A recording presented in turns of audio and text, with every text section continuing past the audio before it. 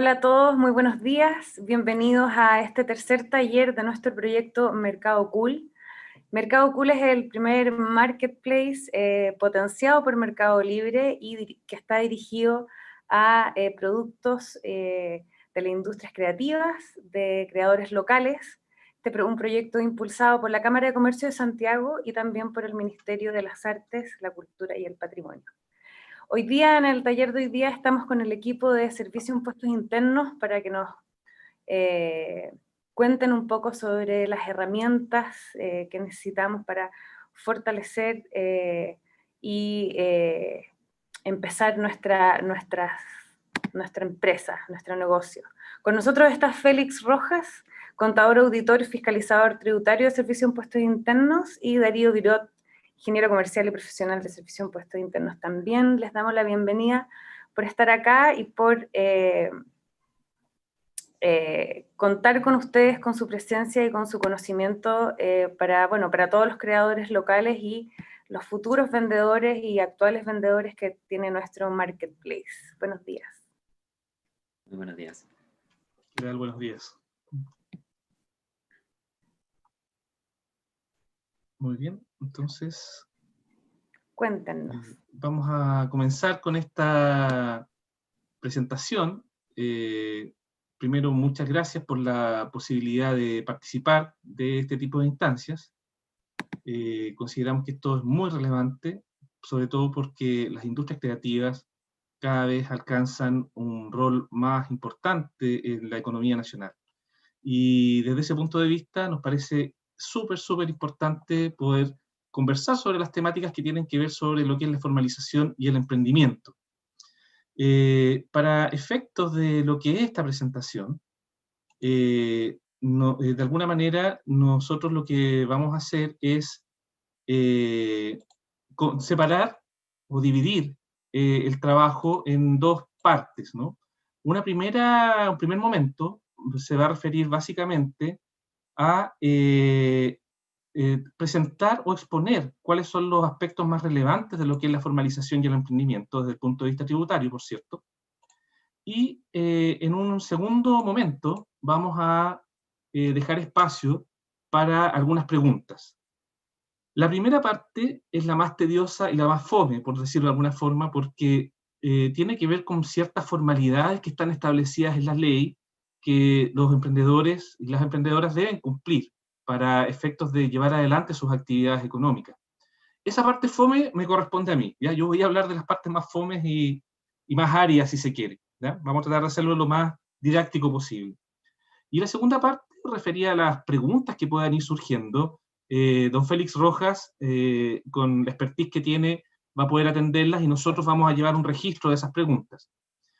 Al final de la exposición, nosotros vamos a compartir, al final del día probablemente, vamos a tratar de sistematizar las preguntas que vayan surgiendo, de manera tal que se les pueda hacer llegar de manera centralizada, digamos, a través de lo que son las plataformas de la Cámara de Comercio de Santiago, las respectivas respuestas para que las tengan también de alguna manera documentadas y así no se escape de repente la respuesta, que puede ser un poco compleja en algunos casos, ¿ya? Entonces esa es la lógica con la que queremos participar. Y bueno, comenzar señalando que el sentido de esto es generar algunas recomendaciones prácticas. El tema de la formalización y el emprendimiento indudablemente a veces constituye una especie de obstáculo para quienes desean emprender, ¿no? Quienes desean llevar adelante alguna actividad económica se encuentran de repente con ciertas dificultades porque no saben qué cosas deben realizar para poder funcionar en su actividad económica cumpliendo con lo que la ley establece, ¿ya? Y por eso es que nosotros consideramos que acá vamos a dar algunos tips y más que nada vamos a referenciar a algunas herramientas que tiene el Servicio de Impuestos Internos para facilitar lo que tiene que ver con estas temáticas de formalización y emprendimiento, ¿ya? Por eso se llama recomendaciones prácticas. Y bueno, como ya se señaló, don Félix Rojas se va a encargar de las respuestas, yo me encargo, Darío Virot, de la presentación. Entonces, téngase presente. Primero, algunos tips que es importante tener en consideración a la hora de ver esta presentación. Lo primero es que cuando se habla de formalización, ya hay que tener en cuenta que esto no solamente significa cumplir con algunas obligaciones. También formalizarse, de alguna forma, es una puerta de entrada a un mundo que permite acceder a ciertos beneficios que ayudan a que las actividades económicas que se quieren desarrollar puedan ser exitosas, ¿no? Y esa es una de las preocupaciones principales del Servicio de Impuestos Internos, más allá de que a veces como que se tiende a caricaturizar el rol de la institución, en el sentido de que se establece que el servicio siempre lo que busca es fiscalizar con dureza a pequeños emprendedores, etcétera. Cuestión que en rigor no es tan así. En rigor lo que busca el Servicio de Impuestos Internos es tratar de hacer cumplir la ley, digamos. Lo relevante es que cuando se busca la formalización o se trata de facilitar la formalización de las personas, también se les abre una puerta para poder acceder a créditos, para también acceder a ciertos beneficios que entregan otras instituciones, ¿no? O también a ciertos programas de formación que están ligados, por ejemplo, al CENSE, etc. En definitiva, la formalización también es un beneficio. No solamente es un costo, como podrían verlo algunas personas, ¿no? Sabemos que hay muchas personas que operan hoy en día en el ámbito informal, pero también sabemos que una parte importante de esas personas lo hace porque o no sabe cómo formalizarse o considera que hay muchos obstáculos para hacerlo. Voy a tratar de mostrar ahora que eso, si bien efectivamente hay ciertos requisitos que cumplir, se ha ido facilitando a lo largo del tiempo, ¿no? Solamente mencionar también que en el último periodo, dadas las dificultades que hemos enfrentado como país a partir de la pandemia, del COVID, etc., el hecho de que de estar formalizado también ha permitido a algunos emprendedores acceder a ciertos beneficios tributarios, ¿no? Hay algunas medidas de apoyo que implementó el Servicio de Impuestos Internos y que están disponibles, por ejemplo, que han estado disponibles para apoyar a las personas que se han visto afectadas por la pandemia, ¿no? Entonces, la formalización, como vemos, más allá de que sea un conjunto de requisitos, también trae una serie de posibilidades, ¿no? Entonces, entramos de lleno a la primera pregunta, que tiene que ver qué alternativas tiene una persona para formar una empresa. Y hay una pregunta fundamental, que es la pregunta inicial. Es saber o resolver si yo quiero formar mi empresa como una persona natural, ¿no? Como persona, yo, Juan Pérez, yo, Darío, etcétera, quiero hacer mi empresa como yo, como persona, digamos, o la quiero hacer como una persona jurídica, que es lo que tradicionalmente cuando se habla de ello se habla de sociedad, ¿no? Esto tiene hartas implicancias porque esta decisión tiene que ver con cómo va a tributar la empresa y también cómo se va a administrar, ¿ya? Entonces ahí hay un tema fundamental. Estos temas, hago el paréntesis, voy a ver, al final los vamos a señalar dónde pueden acceder a este contenido, porque este contenido también está disponible en algunas guías que el Servicio de Impuestos Internos ha ido desarrollando, ¿no? Entonces, para tranquilidad, digamos, de las personas que puedan estar viendo, que no es necesario que estén tomando nota, porque estas guías están disponibles y al final les vamos a decir cómo acceder a ellas, ¿no? Ahora, cuando se habla de persona natural, ¿qué es lo que habitualmente se dice? Es una empresa que está formada por una persona, que tiene un puro dueño, que esa persona tiene la facultad de ejercer todos los derechos y obligaciones de la empresa a su nombre, ¿no? Y por lo tanto, dado lo anterior, es responsable también de las deudas que tenga la empresa y de sus obligaciones, ¿no? Esta empresa funciona con el mismo root de la persona natural, ¿cierto?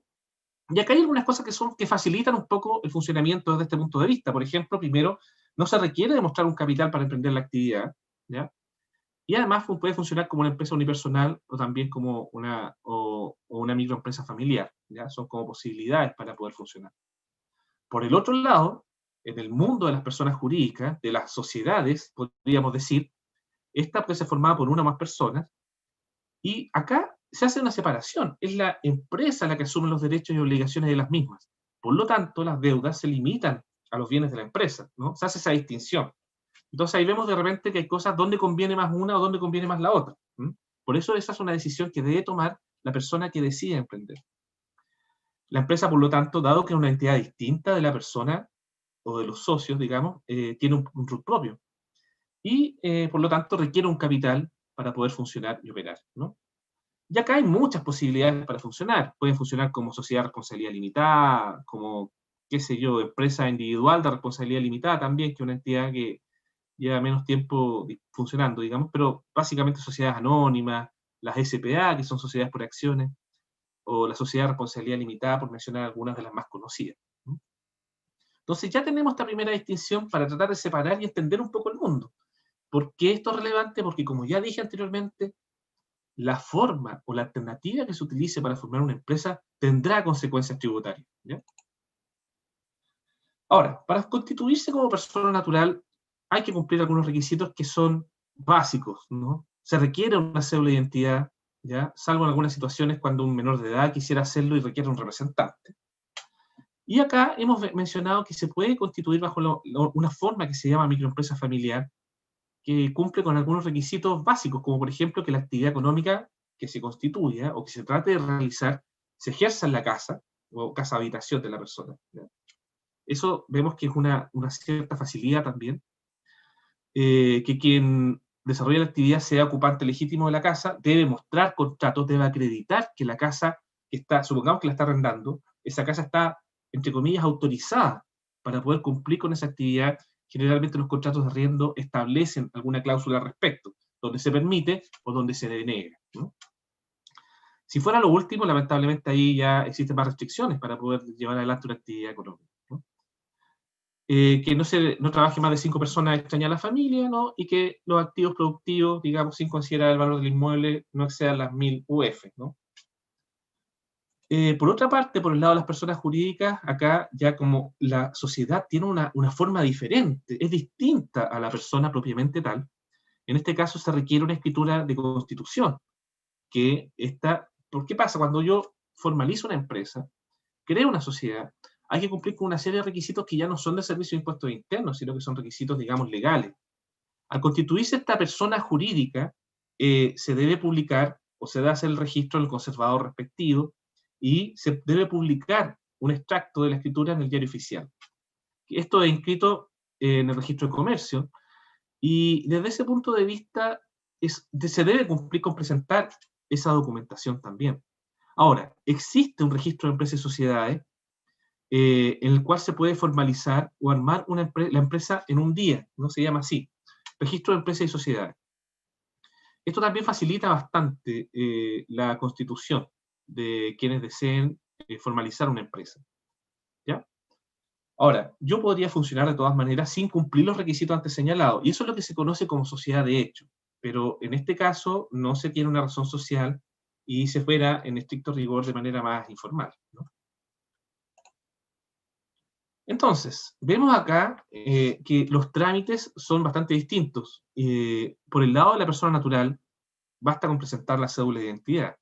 Si se desea constituir la microempresa familiar, respecto a la que hablé recién, basta que, como recién dije, que la actividad económica se ejerza en el domicilio, que el ocupante sea legítimo, ¿no? Que no trabaje más de 5 personas, etcétera, ¿no? Y los activos productivos no sean más de 1000 UF.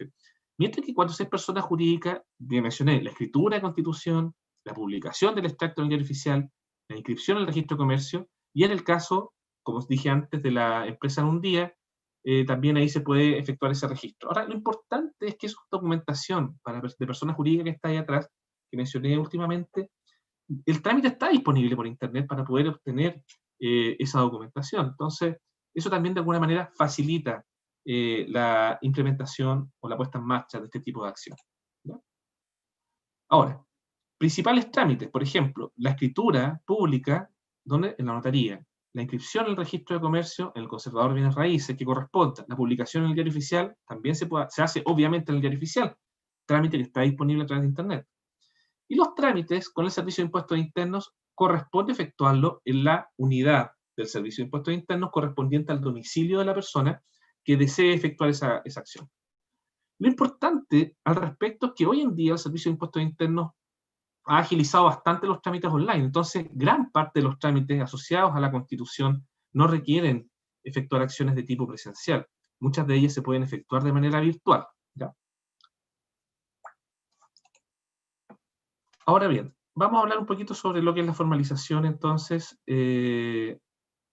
ante el Servicio de Impuestos Internos.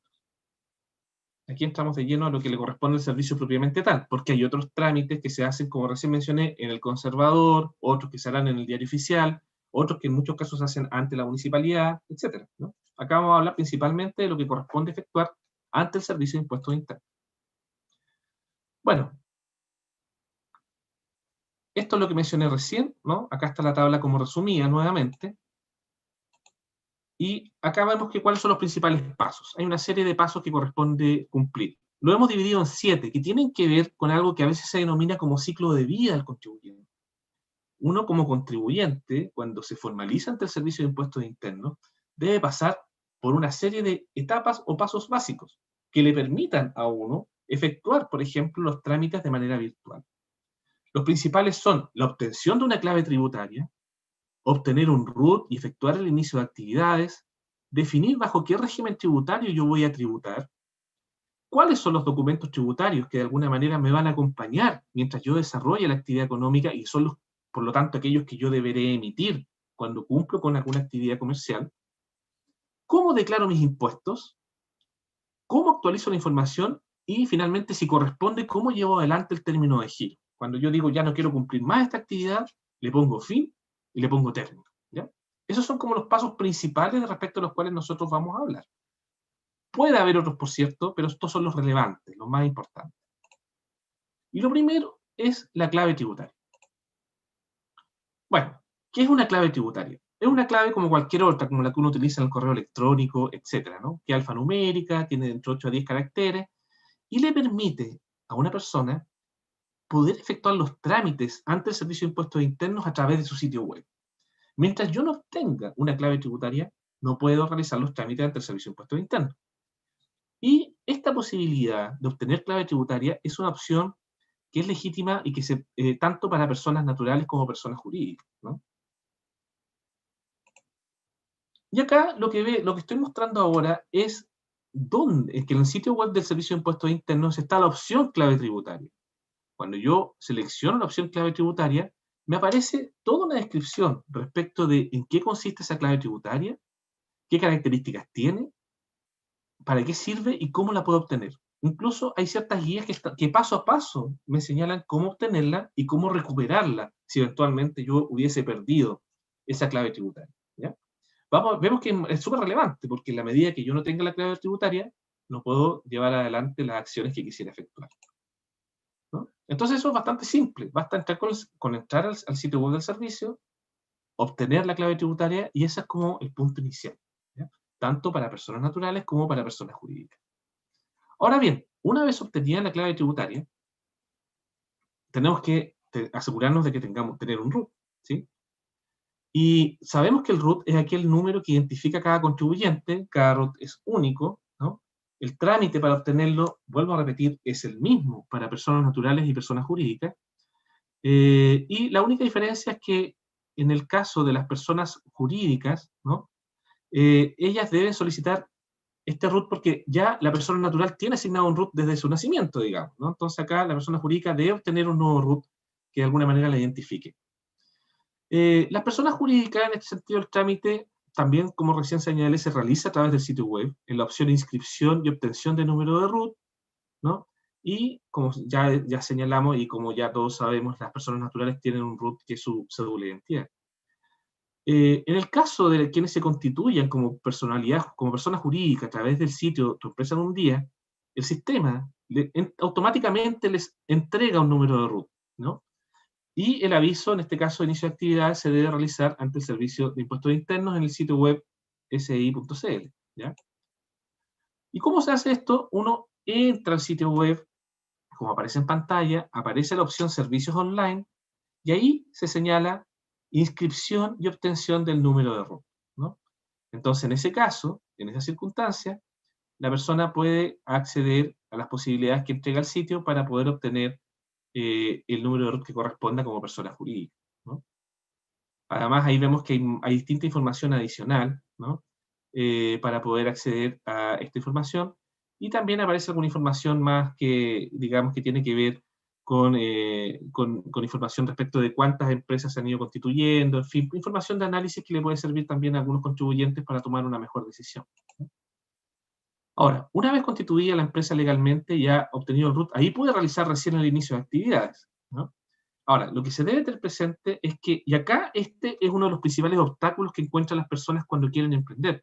Muchos tienen el RUT, luego realizan el inicio de actividades, logran empezar a efectuar este trámite, digamos, de manera virtual, pero en algún momento se les pide que determinen un código de actividad económica.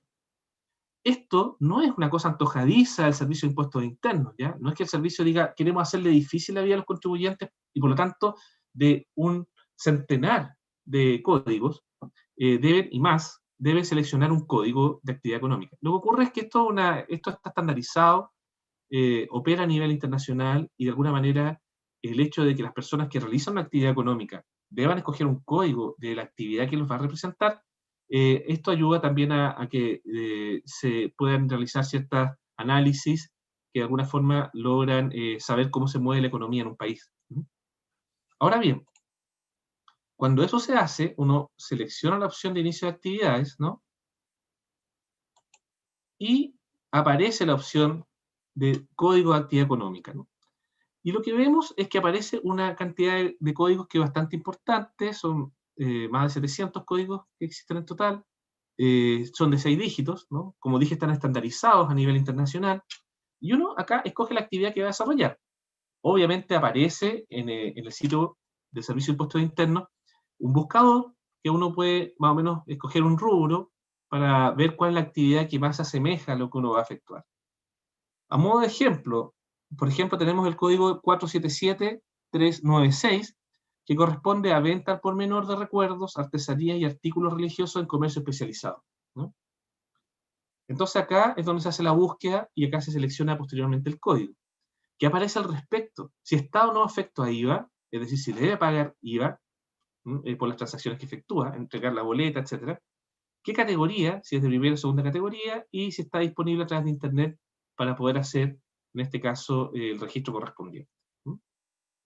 Otro ejemplo acá, tenemos el código 900003, actividades de artistas realizadas de forma independiente, actores, músicos, escritores, entre otros, ¿no? En este caso lo que vemos es que no está afecto a IVA, corresponde a segunda categoría, y está disponible en Internet para poder efectuar el trámite respectivo, ¿no? Entonces, acá hay que navegar de alguna forma en este sitio que tiene disponible el Servicio de Impuestos Internos para efectos de asegurar que se pueda escoger el código pertinente y más adecuado al tipo de actividad que se va a efectuar, ¿no? Entonces, una vez realizado ya el inicio de actividades, ¿qué corresponde por lado del Servicio de Impuestos Internos? Efectuar, si vale la pena hacerlo, la correspondiente verificación de actividades. En el sitio web si.cl se puede efectuar esa petición, ¿no? Entonces, acá, estando en el sitio web, lo que uno hace es solicitar la verificación de la actividad. Hay verificaciones de actividades que se deben efectuar de manera presencial, ¿no? Que implica que tiene que ir personal de servicio a verificar que efectivamente se realice la actividad. Estamos hablando de actividades económicas que de alguna manera deben demostrar que se está efectuando la actividad que se dice que se va a realizar. Por ejemplo, si yo estoy haciendo actividades que implican bodegaje, almacenamiento de productos, evidentemente yo debiese disponer de una bodega pertinente para aquello. Pero hay otro tipo de actividades en las cuales la verificación es más documental, por decirlo de alguna manera, en la cual la persona que realiza la actividad debe demostrar que realiza esta mediante la entrega de algún tipo de documentos como facturas de compra, etcétera, ¿no? Que en el fondo son documentación que acredite que la persona está efectuando la actividad correspondiente. Acá lo que vemos en esta tabla, en esta lámina, es algunos documentos que se deben tener para efectuar la obtención del RUT inicio de verificación de actividades. Se debe demostrar, por ejemplo, que la constitución legal que se posee, es decir, que uno está constituido como sociedad, cuál es la cédula de identidad, representante legal, autorizada por notario, en fin, la cédula de identidad del mandatario. Es una serie de documentación. No los leo uno a uno, porque como dije en un comienzo, todo lo que está aquí detallado está en una guía que elaboró el Servicio de Impuestos Internos, respecto a la cual yo voy a hablar al final, ¿ya? Ahora, en general, los documentos, por ejemplo, en el caso de cuando se debe acreditar domicilio, se basta con, qué sé yo, entregar, en este caso, la escritura correspondiente o el contrato de arriendo, en fin, ¿no? Son como distintas situaciones. Para verificar la actividad, en este caso, como dije antes, basta con algunos contratos de arriendo, pueden presentarse también algunas facturas de proveedores, en el fondo hay que demostrar que se está efectuando la actividad respecto a la cual se dice que se va a cumplir con ella, ¿no? Luego, dado lo anterior, ya teniendo la clave tributaria, ya teniendo el RUT, ya efectuado el inicio de actividades, corresponde determinar cuál es el régimen tributario, ¿no? Acá hay distintos regímenes, pero hay un régimen que está orientado específicamente a pequeños contribuyentes, ¿no? Se trata básicamente de un régimen de tributación simplificada que está destinado a pequeños comerciantes, artesanos, a pequeños prestadores de servicios que venden o prestan servicios directamente al público, ¿ya? Voy a hacer un paréntesis, ¿ya? Probablemente hay algunas preguntas que han ido surgiendo, las vamos a retomar una vez que termine la exposición. Vamos a entrar de lleno al tema de las preguntas para responder cada una de ellas, ¿ya? Así que no hay ningún problema, sobre todo si ellas se van planteando o se van dejando eventualmente en el chat que está disponible, ¿ya? Bueno, ¿qué decir sobre este régimen tributario que está destinado a pequeños contribuyentes? Tiene algunas características que pueden ser ventajosas, pero sobre todo para quienes empiezan una actividad económica. Las principales son que, en este caso, quien cumple con esta actividad queda liberado de emitir boletas por venta o servicio. Los pagos de IVA son cada 3 meses. ¿Y quiénes pueden acceder a esta tributación simplificada? Básicamente contribuyentes que cumplan un año de actividades en el sistema tradicional, digamos. Y para eso también deben presentar una declaración jurada en un formulario que el Servicio de Impuestos Internos tiene disponible, ¿ya? Estamos hablando de personas naturales, básicamente, que vendan o presten un servicio, como dije antes, directamente al público, y que el monto promedio de venta los últimos 12 meses no exceda las 20 UTM. Eso estamos hablando de un poco más de 1 millón de pesos. Y también deben ser clasificados como pequeños comerciantes por el servicio, ¿ya? Esos son como los requisitos con que se debe cumplir para poder acceder a este régimen. Ahora, en el sitio web del servicio hay una sección que dice preguntas frecuentes de impuestos, donde aparece detallado en qué consiste la tributación simplificada del IVA, ¿ya? Cuáles son los beneficios que esta tiene, que más o menos son los que yo acabo de mencionar, y que de alguna forma facilita bastante el trabajo, sobre todo de quienes quieren emprender, sobre todo a través de ciertos marketplaces, ¿no? Ahora, dado lo anterior, vemos que, bueno, hay más regímenes tributarios, pero este es como el más simple, el más fácil de sobrellevar, por decirlo de alguna manera, sobre todo para quienes quieren empezar a emprender, ¿eh? Ahora bien, sobre ciertos documentos tributarios, hay un momento, ya cuando uno ya está constituido, ya tiene el RUT, cumplió con todo lo anterior, en que se debe seleccionar o se debe escoger cuáles son los tipos de documentos tributarios que se van a utilizar. Sabemos que los principales son la boleta, la factura, facturas de inicio para quienes están empezando una actividad recién, que son aquellas con las cuales empiezan, sobre todo cuando son pequeños comercios, ¿no? Las guías de despacho, en fin. Y también, en algunos casos, se solicitaba el timbraje de ciertos registros obligatorios, ¿no? Para respaldar la contabilidad, ¿no? Ahora, eso obviamente ha ido cambiando en el tiempo porque cada vez son más las entidades que empiezan con ciertas contabilidades más electrónicas, ¿no? Ahora, en este caso, hoy en día están las facilidades para que las personas puedan emitir ciertos documentos tributarios, sobre todo de manera electrónica, ¿ya? Y acá se puede optar por ciertos sistemas que se adapten mejor a sus necesidades. Hay un sistema de servicio de impuestos internos que permite de manera simple emitir ciertos documentos, y también existen otros sistemas que son los que están disponibles en el mercado, que son los que cada vez se utilizan con más fuerza, ¿no? Que lo que hacen es también ayudar a que las personas puedan emitir sus documentos y puedan tener ciertos registros de sus actividades de manera contable. El Servicio de Impuestos Internos también, a través de su sitio web, tiene un portal informativo respecto a lo que es factura electrónica. Toda esta información que estoy mencionando, basta con ingresar al sitio web del Servicio de Impuestos Internos y aparece en el menú Ayuda, donde están las preguntas frecuentes, toda esta información disponible, incluso en el portal principal también está ahí disponible para que las personas puedan acceder. Ahí se puede ver si la persona está obligada o no a emitir factura electrónica, y también cuáles son las etapas con las cuales se debe cumplir para convertirse en un facturador electrónico. En quinto lugar, mencioné lo que tiene que ver con las declaraciones de impuestos. Ahora, acá en este caso, todo emprendedor que esté formalizado tiene la obligación de presentar sus declaraciones. Las principales son de dos tipos. Por una parte tenemos las declaraciones mensuales, que es básicamente el IVA, que esto se presenta mes a mes, salvo en aquellas opciones como las que mencioné anteriormente, de pequeños contribuyentes que puedan acceder a un régimen de tributación simplificado. En este caso se hace mensualmente, hay una opción también en el sitio web que dice declaración mensual, y es más, el Servicio de Impuestos Internos ha desarrollado la app iIVA, que ofrece una propuesta de declaración de IVA. En este sentido, el servicio ahí ha sido bastante adelantado, podríamos decir, porque lo que hace esto es facilitar siempre el cumplimiento tributario. Chile es uno de los pocos países que puede tener una propuesta de IVA mensual para que la persona simplemente vea y pueda aceptar o no. Lo mismo pasa con la declaración de renta, ¿no?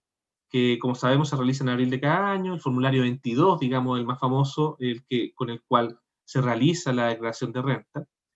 Y esto también se puede realizar de manera online. Incluso está la aplicación disponible de iRenta, que ofrece una propuesta de declaración de renta para personas naturales, ¿no? Y acá vemos también que en el sitio web del Servicio de Impuestos Internos aparece señalado una serie de preguntas frecuentes donde se indica en qué consiste la propuesta formulario 29, a quiénes está dirigido, qué códigos son los que se proponen. El formulario 29 tiene muchos códigos que corresponde completar. Acá aparece esto y aparece ahí explicado, ¿no? Entre otras cosas. Y lo propio también acontece con las preguntas asociadas a renta, ¿no? Donde aparece también una serie de preguntas que son las que más realizan las personas, por ejemplo, asociadas a qué consiste la declaración, a través de qué medio se puede presentar, en fin, cuáles son los campos que eventualmente tiene el formulario que hay que completar y algunas otras cosas que son de repente más complejas, pero que en general para pequeños contribuyentes no son del todo relevantes porque no corresponde completar ni llenar. Luego tenemos lo que es la actualización de información. Perdón. Es obligación de los contribuyentes dar aviso al Servicio de Impuestos Internos cuando se realiza cualquier modificación de información. Por ejemplo, el cambio de domicilio, ampliar el giro. ¿Qué es ampliar el giro? Cuando vimos hace un momento que corresponde seleccionar ciertos códigos de actividad económica que representan la actividad que yo quiero efectuar.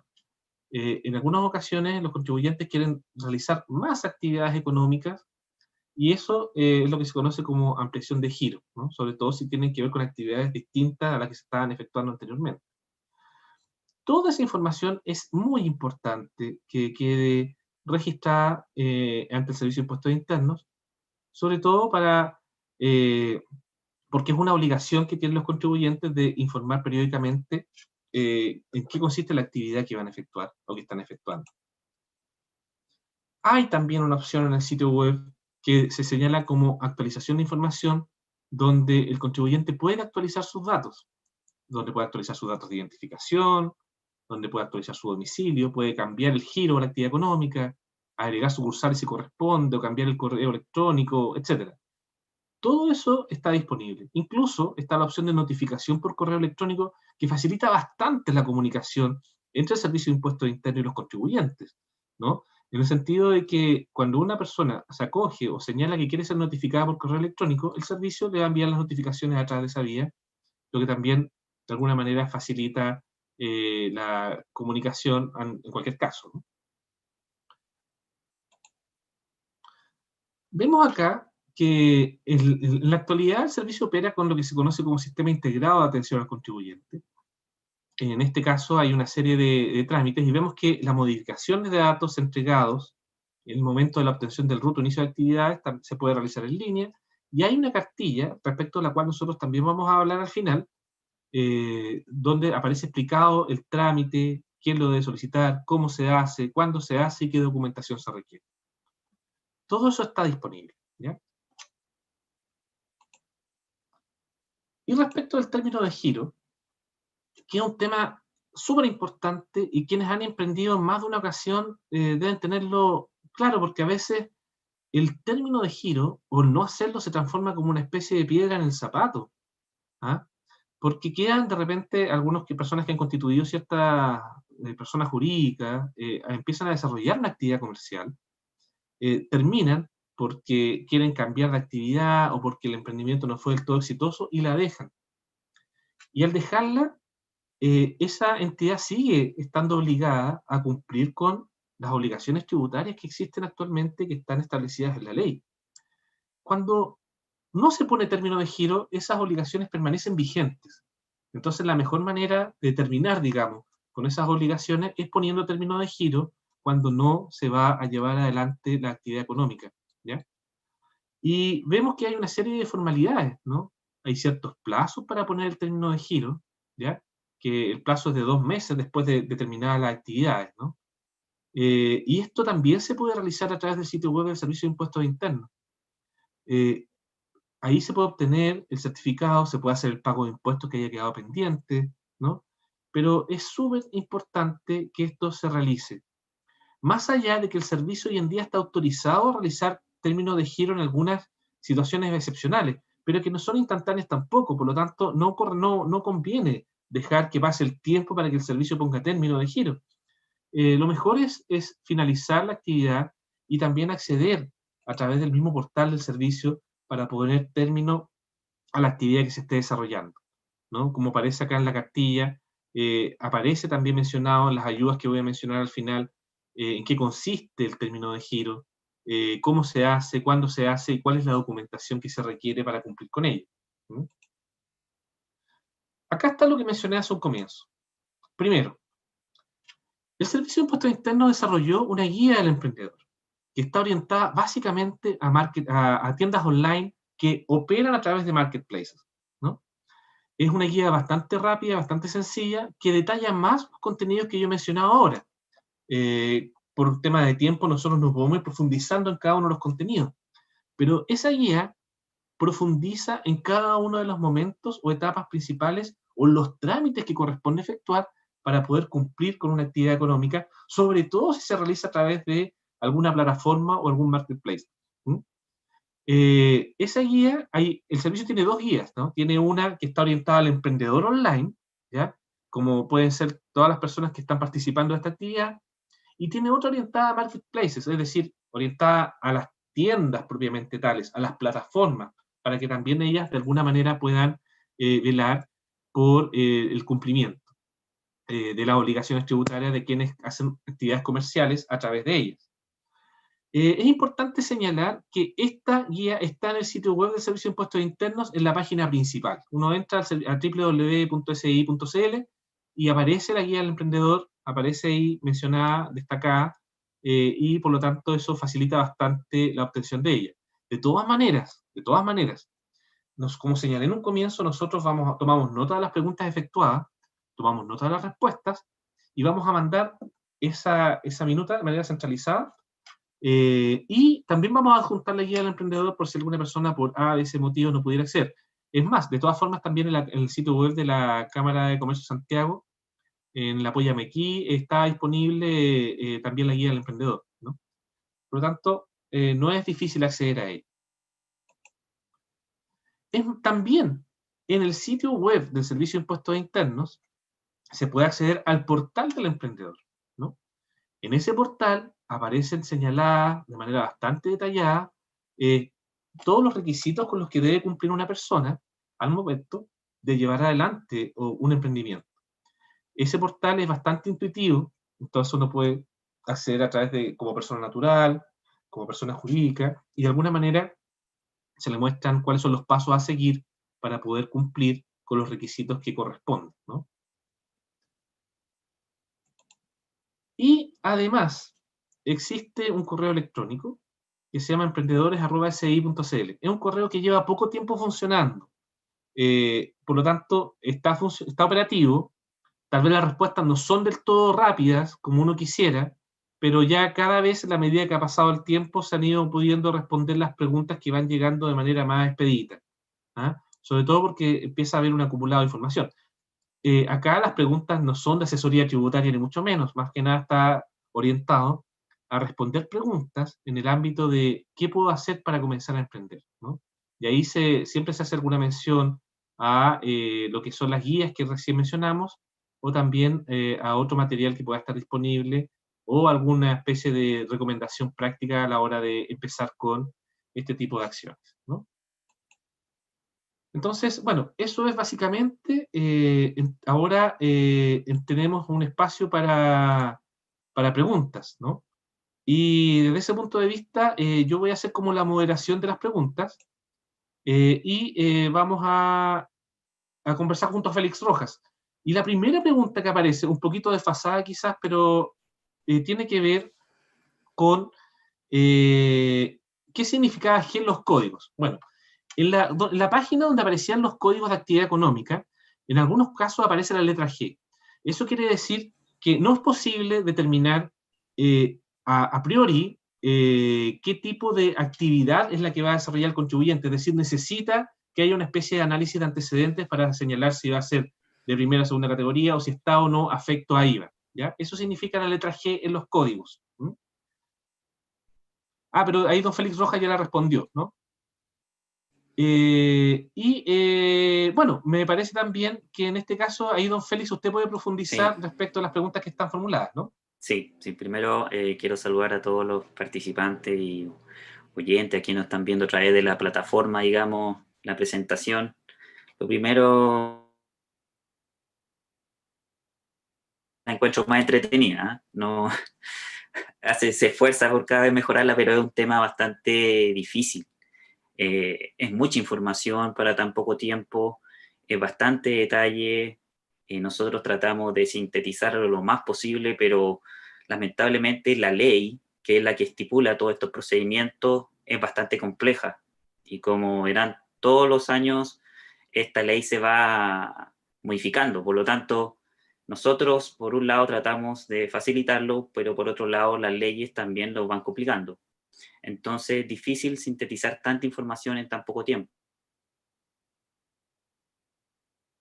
Algunos tips que se van entregando y que tenemos mucha información disponible en la página web. Nuestra página web se ha perfilado o ha tratado de dar prioridad a los pequeños comerciantes y tratando de cambiar un poco esta imagen que tienen de nosotros, que es solamente como un brazo controlador y que durante el último tiempo hemos figurado en la noticia por otros temas, pero a través de estas presentaciones buscamos cambiar un poco la imagen, aunque sea un 0,5% de lo que nosotros queremos, que es ayudar a la gente, invitarla a que se formalice, tratar de facilitarle un poco la vida, especialmente a los emprendedores que son quienes más aportan más empleo, o sea, el beneficio social de que un empleador, o sea, de un emprendedor, digamos, se formalice es muy importante para nosotros como sociedad y como institución.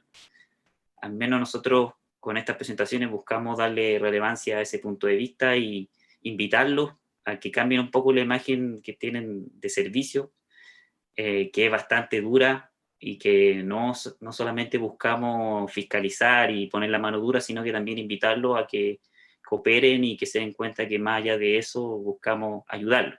En cuanto a las consultas, bueno, yo traté de responder bien resumidamente en el chat qué es lo que aclarar un poco.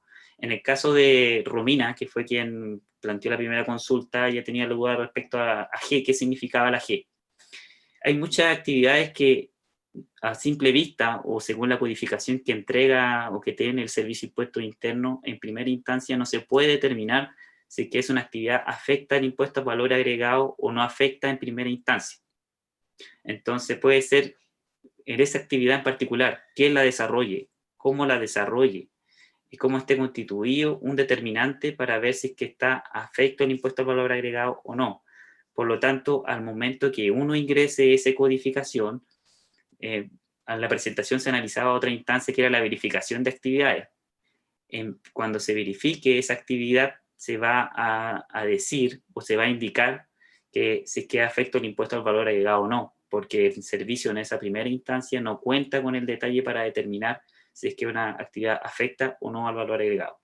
Esa es la letra G, más genérico o general, que indica que hay que analizarlo en mayor detalle.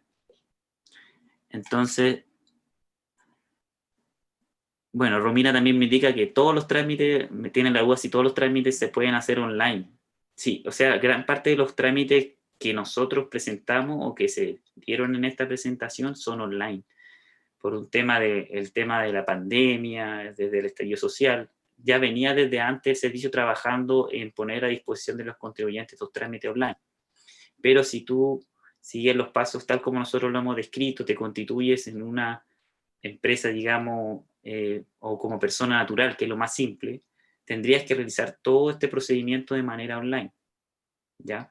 Pero a medida que se va complejizando, digamos, cómo te constituyas, el tamaño de la entidad, de la empresa, quizás van a haber algunos trámites, o por ejemplo, si tú tienes alguna observación, digamos, a tu declaración de renta que no se pueda resolver de manera online, quizás va a tener que asistir a la regional. Pero si no tuviera ningún problema y siguiera los pasos lo más simple posible, como lo hemos explicado nosotros, no tendrías que asistir a la dirección regional. ¿Ya? Siempre hay algunos trámites que tal vez, por ejemplo, si tiene alguna citación, alguna revisión en particular, va a tener que asistir sí o sí. Pero si no fuera, no estuvieras siendo parte de una fiscalización, digamos, no tendrías por qué ir a la dirección regional. De hecho, las fiscalizaciones, en la actualidad, la mayoría de los antecedentes se pueden entregar online. Entonces, eso es lo que apunta, digamos, el servicio o lo que estamos, digamos, priorizando, tratando de hacer con nuestros contribuyentes. Don Félix, aquí Sí.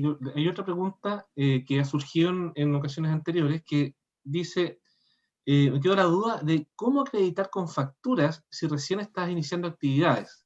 ¿Ah? Sí, ¿cómo acreditar la actividad? Si basta, ¿son solamente las facturas o se puede acreditar también con otro tipo de documentación?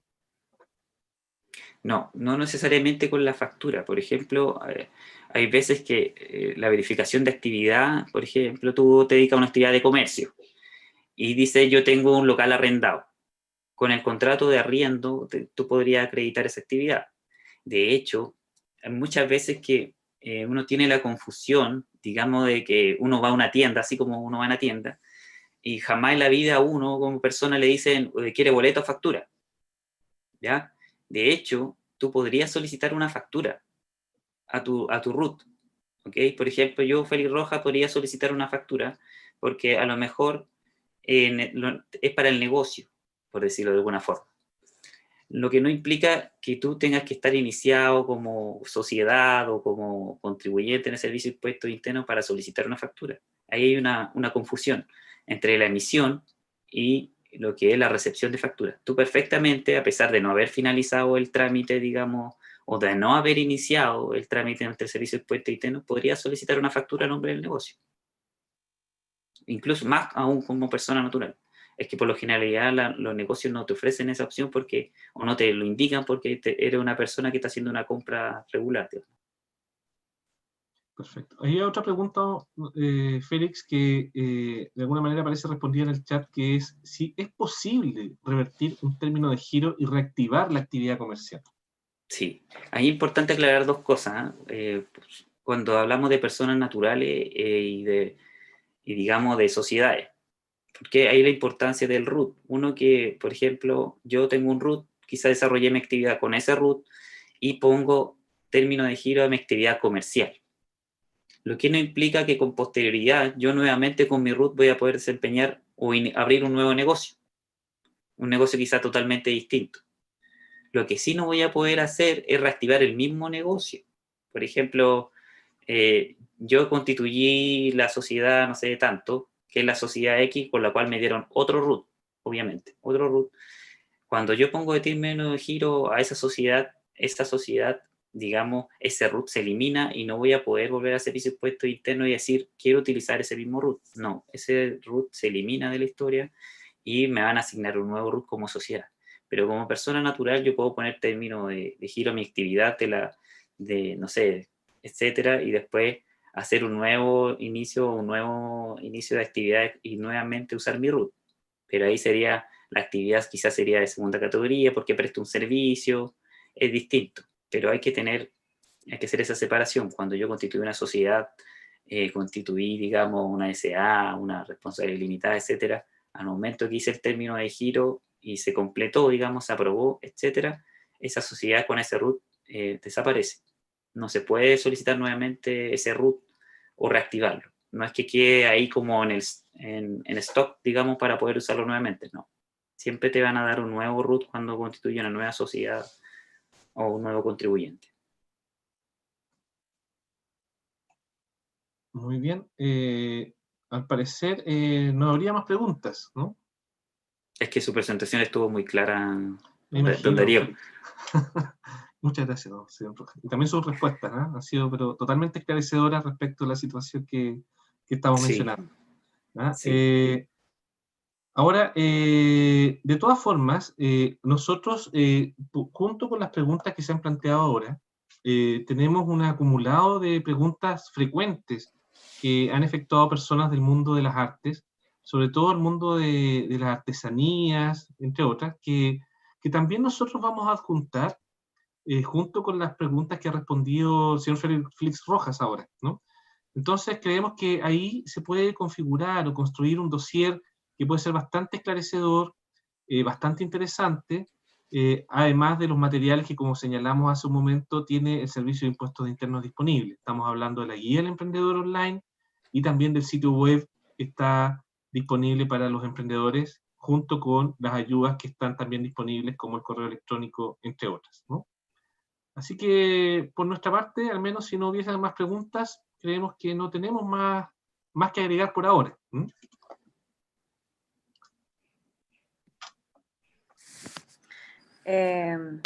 Bueno, como no hay más preguntas, bien dijo Félix, si no me equivoco, Darío.